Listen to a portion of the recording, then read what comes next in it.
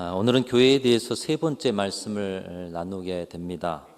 2주 전에는 교회, 나의 사랑, 나의 고민이라는 제목으로 오늘날의 많은 교회들이 또 신앙인들이 교회에 대한 고민들 너무나도 많은 것을 가지고 함께 나누었습니다. 또 지난주는 교회란 무엇인가 말씀을 통해서 우리 교회가 또 세워가야 할 교회됨에 대해서 함께 생각해 보았습니다. 그리고 오늘은 소모적 교회를 넘어서라는 제목으로 우리 교회에 대해서 함께 생각해 보고자 합니다. 한번 따라하겠습니다. 소모적 교회를 넘어서. 우리 교회는 소모적인 모든 일들을 넘어서서 주님이 기뻐하시는 건강하고도 행복한 교회가 되기를 간절히 소망합니다. 오늘 말씀 속에 등장하는 교회는 고린도 교회입니다. 성경에 많은 교회들이 나오는데 그 교회 가운데 문제가 많은 교회로 기억되는 교회 중에 하나가 고린도 교회입니다. 그러나 저는 고린도 교회에 감사를 드리는 바, 고린도 교회가 이런 시행착오를 했고 말씀에 적혀 있으니 우리가 목회와 또 신앙에 대한 해답을 얻을 수 있다라는 생각 속에 고린도 교회에게 참 감사하다, 이런 생각을 해보게 됩니다. 오늘 말씀 속에서 보면 고린도 교회에 있었던 본문에 나타나는 문제 한 가지가 있습니다. 그 문제는 소문과 비난과 불신의 문제였습니다. 세상의 문제가 아닙니다. 교회 안의 문제입니다. 소문과 비난과 불신의 문제. 특별히 그 대상이 사도 바울이었습니다. 그래서 오늘 고린도후서 10장 전체를 제목을 붙이면 사도 바울의 사도권 변호라는 그런 제목이 붙어 있습니다. 그러니까 사도 바울을 향해서 소문이 있고 그리고 비난이 있고 불신이 있었던 것이죠. 여러분, 사도 바울은 어떤 사람입니까? 수많은 교회들을 세우고 이방인에게 복음 전하는 데 가장 앞장서서 자기의 삶을 드린 사람입니다. 위대한 전도자요, 수도 없는 교회를 세운 자요, 생명을 다 주님 앞에 드린 순교자입니다. 교회 밖의 세상과 싸우면서 복음 전하기도 바쁜 사람 사도 바울. 그런데 그런 삶 속에서 들려오는 소리, 또 삶의 도전이 교회로부터 들려오는 것입니다. 신앙의 내적, 외적, 영적 싸움들을 싸우면서 복음의 최전선에서 하나님의 나라와 교회를 위해서 살아가는, 자신의 인생을 초계같이 불살라 드린 그런 사람. 근데 그런 그를 가장 적극적으로 지원해 주어야 할 곳이 교회요. 누가 뭐래도 교회는 복음의 전초 기지인데 공교롭게도 복음의 일선에서 수고하는 사도 바울을 비난하고 또 사역에 있어서 부정적 자극을 주는 곳이 다름 아닌 고린도 교회. 고린도 교회만이겠습니까? 지금 새벽마다 묵상하는 로마 교회. 여러분, 사도 바울을 비난하는 그들은 누구입니까? 한 믿음을 가진 사람들이었어요. 함께 한 말씀을 나누면서 교회를 세워온 사람들이었어요. 함께 한 하나님을 바라보는 사람들이었습니다. 여러분, 이 모습을 바라보는 하나님은 어떠실까요? 하나님 나라를 세우는 관점에서 그런 교회 바라보시는 하나님의 마음은 어떠실까요? 그리고 현실적으로는 하나님의 일들에 극히 소모적인 자리가 아닐까 생각이 됩니다. 재산이나 감정 때문에 다투는 자녀들을 볼 때 우리 부모님들 어떤 마음이죠? 억장이 무너지지 않습니까? 조금 화해할 수 있고 조금 욕심 덜 가질 수 있는데 부모 앞에서 억장이 무너지는 그런 모습을 보이는 것이죠. 하나님의 자녀들이 소문과 비난과 불신으로 서로 말로 상처를 주고 불신으로 갈등하는 일에 대해서 여러분, 그렇다면 하나님의 마음은 어떻겠습니까? 부모된 여러분의 마음으로 자녀들을 바라볼 때, 그런데 하나님의 마음은 또 어떻겠느냐? 헤아리실 수가 있을 거예요. 오늘 본문의 고린도 교회가 하나님의 가슴에 피멍을 들게 했던 것입니다. 그런데 이 말씀이 2000년 전 교회 가운데 읽히고 묵상되고 그리고 계속해서 말씀으로 선포되어 왔고 지금도 여전히 시대 앞에 놓여 있음에도 불구하고 오늘날의 교회들도 이 소모적인 일들로 몸살을 앓고 있다라는 거, 저만 알고 있는 사실이 아니요, 오늘날 세상 사람도 교회를 바라볼 때 그 신음하는 교회의 모습을 보고 너희가 교회냐, 교회다우냐 묻고 있는 것이죠.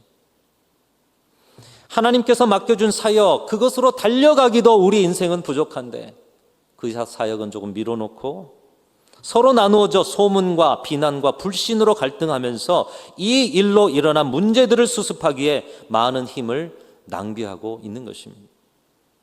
그렇게 오랜 세월 살다 보니 여러분, 다투다 보면 세월이 가요. 젊은 날 다 가요. 충성스럽게 일할 그 좋은 날들이 다 가요.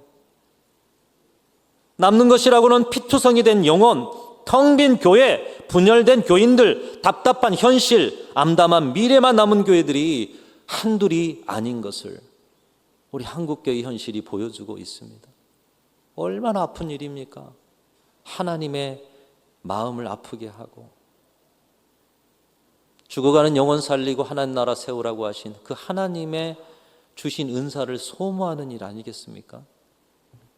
에베소서 4장 3절 말씀도 말씀합니다. 4장 첫 부분 전체가 그런 말씀을 하고 있어요. 근데 그 중에 4장 3절, 평안에 매는 줄로 성령이 하나 되게 하신 것을 힘써 지키라. 따라하겠습니다. 평안에 매는 줄로 성령이 하나 되게 하신 것을 힘써 지키라. 여러분, 하나 되면 누구의 사역입니까? 성령의 사역인 거예요.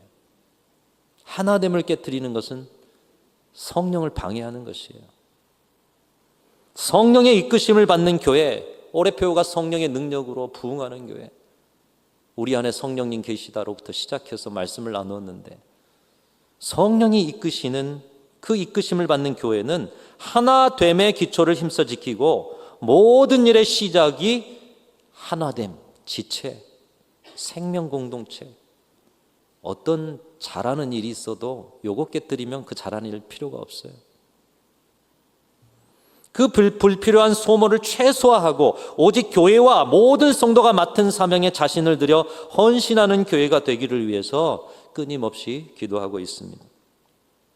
교회가 소문과 비난과 불신의 문제를 극복하고 교회다운 교회, 하나님이 기뻐하시는 교회됨을 끝까지 붙들게 하는 지혜가 무엇이겠습니까? 오늘 본문에 그 소모적 교회를 넘어서서 건강하고도 행복한 교회 이루어가는 비결을 말씀을 통해 가르쳐주고 있습니다. 그 비결 한 가지만 붙들고자 하는데요, 외모를 보지 말고 지체 속에 하나님을 보는 것입니다. 따라하겠습니다. 외모를 보지 말고 지체 속에 하나님을 보자. 우리 야곱이 야복강에서 형님이 자기를 죽이러 온다는 그 소식을 듣고 두려워요. 가족들을 다 보내고 천사와 씨름하고 그 밤에 하나님께서 은혜를 주시고 변화를 시켜주셔서 나를 죽이러 오는 원수 형님, 내 인생은 그런 불안과 죄 지은 인생. 근데 그 속에서 뭘 보느냐? 형님의 얼굴에서 하나님을 보게 되는 것이고, 자신의 인생에서 하나님을 보게 되는 것이고, 우리의 사역의 시작은 하나님을 지체 속에서 보는 것이다. 그래서 우리가 흔하게 인사하죠. 한번 따라하겠습니다. 당신의 얼굴을 보니 하나님의 얼굴을 본 것 같습니다. 우리 옆에 분에게 인사 그렇게 하겠습니다. 당신의 시작. 당신의 얼굴을 보니. 여러분, 이 고백을 할 때 이거는 그냥 인사말로 지나치자는 게 아니에요. 여러분, 지체에게 하나님이 보이십니까?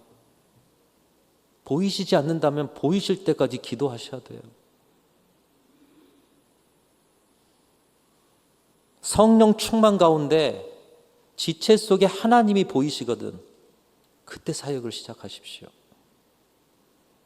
서로의 얼굴에서 하나님을 보는 것, 그것이 교회의 시작이다. 서로의 얼굴에서 하나님을 보는 것, 그것이 부흥의 시작이다. 여러분, 오늘 말씀 10절에 고린도 교회 교인들이 사도 바울을 향해서 뭐라고 말합니까? 그의 편지들은 무게가 있고 힘이 있으나 그가 몸으로 대할 때는 약하고 그 말도 시원하지 않다. 이렇게 말했어요. 쉽게 말하면 편지는 잘 쓰고 글은 잘 쓰는데 설교도 잘 못하고 얼굴도 못생겼다. 이렇게 얘기하는 거예요. 사도 바울의 외모를 가지고 말을 만듭니다. 그의 권위를 깎아내리는 거예요. 사실이 사도 바울은 못생기고 키도 아주 적은 사람이었다고 합니다. 40이면 얼굴에 책임을 져야 한다는 그런 말이 있듯이 그 나이가 될 때까지 사도 바울의 얼굴은 그럴 수밖에 없었어요. 왜요? 율법에 찌들려 있었고요. 그것을 가지고 누군가를 공격하고 특별히 예수 믿는 사람을 잡아 가두는 것이 그의 삶의 목적이었거든요. 품고 안고 인내하기보다는 가두고 죽이고 공격하고 판단하고. 그러나 그런 그도 예수님을 마음에 모시고 누구보다도 아름다운 영혼을 가진 사람, 예수가 그 안에 계신 사람. 고린도 교회 성도들이 사도 바울 안에 예수를 보았다면, 사도 바울의 생애 속에 하나님을 보았다면 어떻게 이런 말을 할 수가 있었겠습니까? 고린도 교회는 이런 류의 비난과 불신과 소문들이 많은 교회였습니다. 이 얼마나 소모적인 일입니까? 주님의 사역을 하기도 바쁘죠. 여러분, 우리 평생 하는 말들이 있잖아요. 사랑하기도 짧은 인생인데 미워할 시간이 없다. 이걸 우리 신앙으로 바꾸면 주님이 주신 이 사명 감당하기도 짧은 인생이고 어두운 밤 쉬대는데, 여러분, 이런 데 소모할 시간이 어디 있어요? 주님의 사역을 하기도 바쁜데 외모를 가지고 말을 만들고 서로를 위해서 기도하기도 힘에 부치는데 말로 서로를 힘들게 하고. 여러분, 그 말을 기도로 바꿨다면 얼마나 큰 능력이겠습니까? 사도 바울의 외모만 가십거리였겠습니까? 외모를 가지고 이야기했다면 그보다 더 저급한 말들이 얼마나 많이 돌았겠어요. 성령 충만해 보이지는 않습니다. 그런데 사도 바울은 그런 고린도 교회 성도들에게 사랑하는 마음으로 권면하고 있습니다. 오늘 7절 말씀이 그래도 사랑하는 마음으로 권면하는 이 사도 바울의 마음, 우리 같이 한번 읽어보겠습니다. 시작. 너희는 외모만 보는도다. 만일 사람이 자기가 그리스도에게 속한 줄을 믿을진대 자기가 그리스도에게 속한 것 같이 우리도 그러한 줄을 자기 속으로 다시 생각할 것이다. 고린도 교회 성도 여러분, 다시 생각하십시오. 뭘 다시 생각하라는 것입니까? 자기가 그리스도 안에 속해 있다라고 믿는다면 자기가 판단하는 그 사람도 그리스도 안에 있다라는 것을, 이걸 잊어버리지 마십시오. 다시 생각하십시오. 내가 죄인이었고 그리스도의 피값으로 모든 죄를 씻음받은 사람이라고 확신한다면, 그래서 지금도 주님의 사랑과 은총 가운데 살아가는 사람이라면 내가 판단하는 그 사람도 그리스도의 피값이 매겨진 사람이요, 그 사람도 하나님 아버지의 계획 속에 오늘도 하나님의 은총과 사랑을 입고 살아가는 사람임을 다시 한번 생각해 보십시오. 여러분, 오늘 이 자리에 이 말씀이 여러분의 찔림이 되신다면 다시 생각하실 수 있기를 주님의 이름으로 축원합니다. 우리 모두는 예수님의 사랑을 받은 자들이에요. 그리스도의 피로 구속받은 사람들이에요. 사명받아 이 교회 문 밖을 나가면 영적 싸움의 현장에 나가야 하는 사람들입니다. 믿음 안에서 한 길 가는 동역자요, 사명자요, 순례자들 아니겠습니까? 그런 우리가 서로를 향해서 소문과 비난과 불신으로 판단한다라면, 여러분, 오늘 우리를 판단할 자는 하나님과 하늘 보좌 우편에 계신 우리 주님밖에 없는데 주님의 권위를 침범하는 월권 아니겠습니까? 예수님께서도 우리를 판단하고 정죄하지 않으시겠다라고 말씀하십니다. 가늠하다 잡혀온 여인을 보고 많은 사람들이 판단하여 돌을 치려 합니다. 그래서 예수님 말씀하죠. 너희 중에 죄 없는 자가 먼저 돌로 쳐라. 사람들이 하나둘 그 자리를 떠납니다. 왜요? 죄 없는 자가 없었기 때문에. 여러분, 우린 그런 자들이에요. 50보 100보예요. 조금 더 깨끗할 수 있고 조금 더 열심을 가질 수는 있어도 하나님 앞에는 50보 100보, 도토리 키재기. 얼마나 의롭고 얼마나 대단하겠습니까? 그러자 주님은 그 여인을 향해서 이렇게 말씀합니다. 나도 너를 정죄하지 않겠다. 그러니 다시는 죄를 범하지 말라. 주님도 죄를 향해서 정죄하지 않으시는데, 여러분, 하물며 하나님의 자녀들로 다시 태어난 저와 여러분들 함께 그리스도의 피값으로 세워진 교회가 된 우리들, 서로 판단과 정죄, 그로 인한 소문과 비난과 불신, 하나님의 뜻이 아닌 것이죠. 예수 그리스도의 십자가 앞에서 과연 흠없는 사람이 누가 있으며 죄가 드러나지 않을 사람이 누가 있습니까? 그 관점으로 보면 우리는 수도 없이 서로를 비난해야죠. 그러나 비난하면서도 우리가 비난받을 줄 알아야죠. 모두가 주님 앞에 죄인인데 죄인이 죄인을 어떻게 판단할 수 있어요? 오직 받은 은혜로 복음의 열정 가지고 달려갈 뿐이죠. 우리는 예수님 믿는 그 순간부터 어떤 다른 사람들을 비난할 자유, 미워할 자유, 다툴 자유를 잃어버린 사람들인 줄로 믿습니다.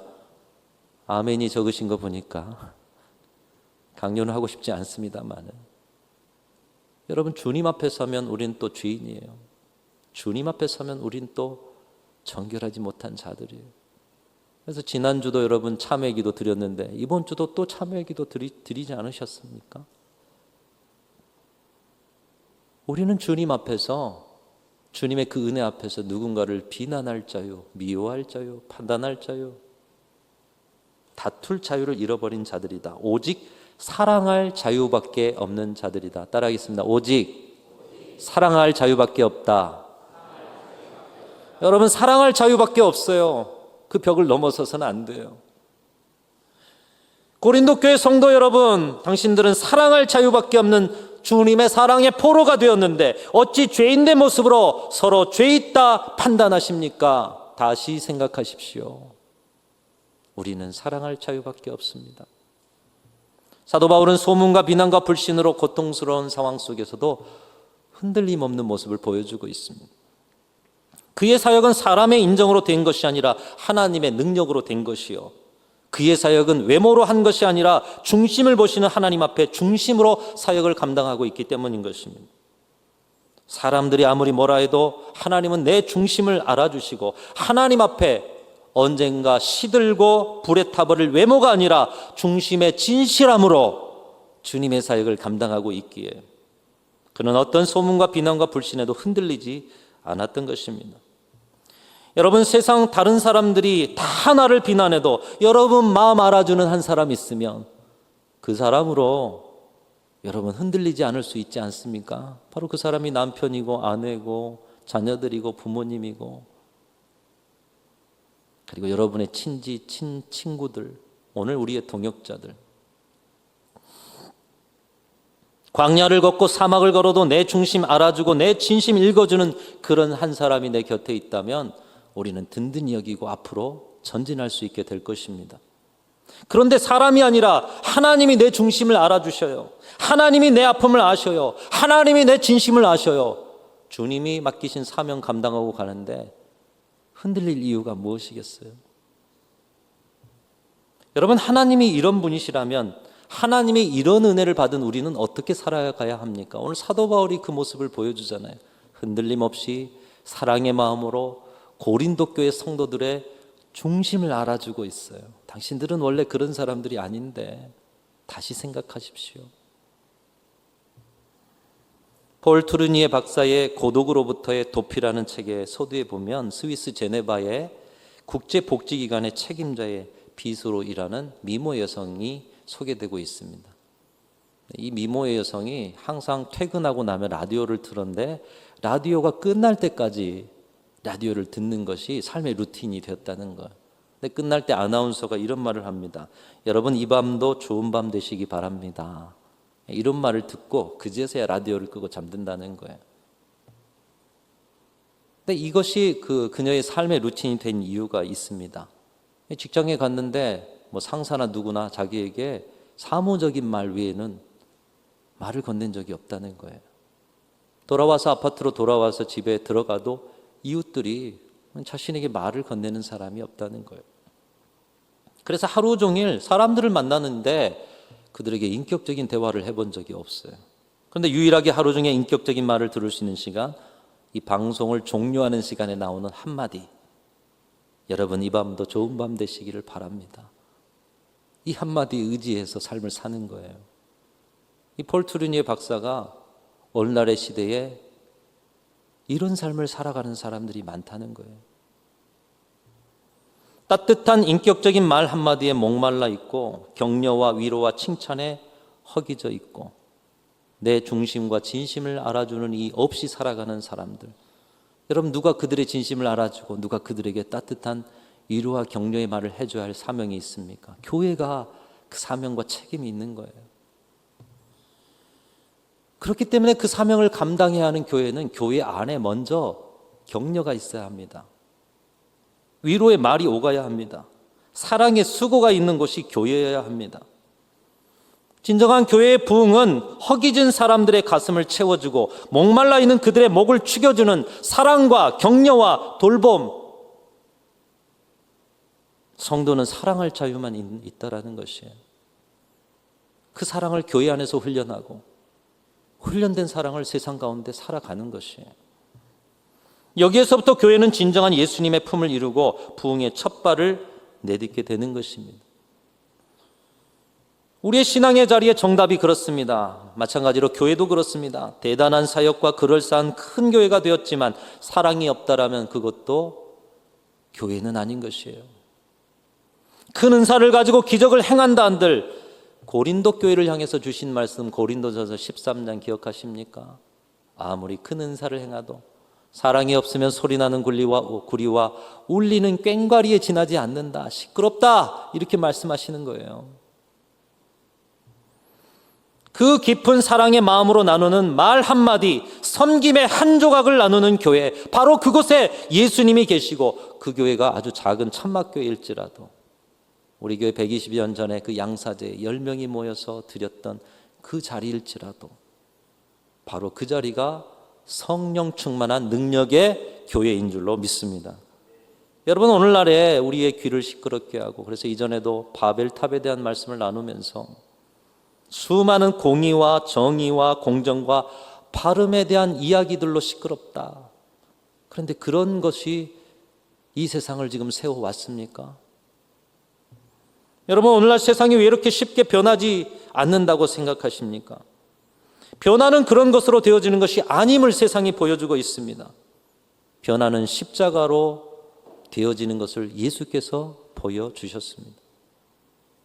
주님이 나같이 부족한 자의 중심을 알아주심으로 내가 변화되어 오늘도 주님의 자녀로 그리고 사명받은 자로 살아가듯이 우리가 서로의 중심을 보며 서로를 위해서 십자가를 질 때에 교회는 교회되고 그 교회의 사랑과 격려와 돌봄을 통해 주님의 손과 발을 체감하는 세상이 변화되어 하나님의 나라가 되어지게 될 줄로 믿습니다. 사랑하는 성도 여러분, 우리 교회 안에 또 여러분의 가정 안에 여러분의 신앙의 자리 안에 혹시 소모적인 자리는 없으십니까? 소모적 교회를 넘으시고 소모적 인생을 넘으셔서 주님의 손과 발이 되는 인생과 교회 되실 때 우리 하나님은 우리 교회와 여러분을 통해 더 하나님의 놀라운 일들을 이루어 가실 줄로 믿습니다. 앞에서도 말씀드렸지만 사랑만 해도 모자란 인생, 마찬가지로 주님의 사역을 다 감당해도 모자란 우리 인생, 아름다운 교회 이루어서 하나님의 맡겨진 사명 감당하고 주님 앞에 서는 날 기뻐함으로 주님 맞이하는 저와 여러분들이 다 되실 수 있기를 주님의 이름으로 축원합니다.